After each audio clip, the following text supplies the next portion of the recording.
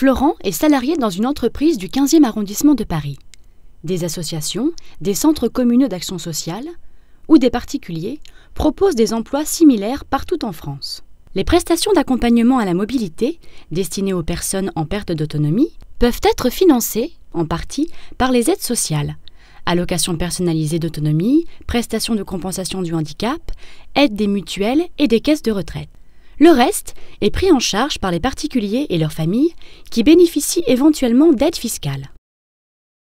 Pour Florent, son métier d'accompagnateur à la mobilité est avant tout une histoire de rencontre. J'ai rencontré quelqu'un qui m'a présenté un peu ce que c'était comme métier et tout de suite ça m'a plu. Mon métier consiste à faire de l'accompagnement véhiculé. C'est plus des personnes âgées pour faire de la promenade, les emmener au théâtre, au cinéma. Mais ensuite, on peut avoir des personnes jeunes qui se sont cassées une jambe ou un bras, qui font de la rééducation. Les personnes nous appellent directement, elles prennent un rendez-vous. Ensuite, on va se rendre sur le lieu de rendez-vous. Ça va de 2 quand on n'a pas beaucoup d'accompagnement à 5, 10 dans la journée. C'est aussi bien petite distance que très longue distance, donc on peut aller très loin en province pour accompagner une personne.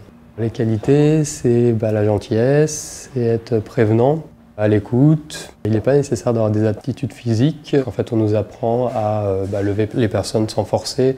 Les premiers pas dans ce métier, ça a été un peu la course en fait, pour se repérer, ne serait-ce qu'en ville, et en même temps discuter avec la personne qui est dans la voiture. Ce qui me plaît dans ce métier, c'est le contact avec les gens. J'aime beaucoup conduire, puis c'est jamais la même chose, on ne fait jamais le même accompagnement, on ne voit jamais les mêmes personnes. Le matin, je ne sais pas ce que va être ma journée.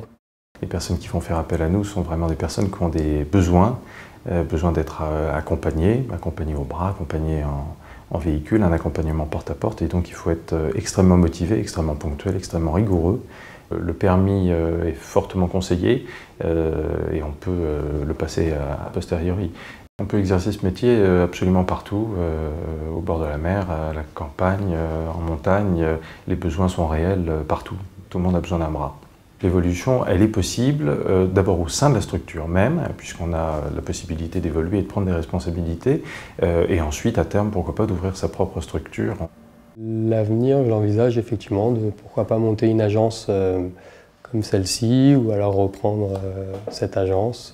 Bienveillant et organisé, l'accompagnateur à la mobilité gère tous les imprévus en matière de transport. Prendre un billet de train ou d'avion, anticiper un trajet ou conduire une personne en voiture, il doit toujours veiller au confort des personnes en déplacement.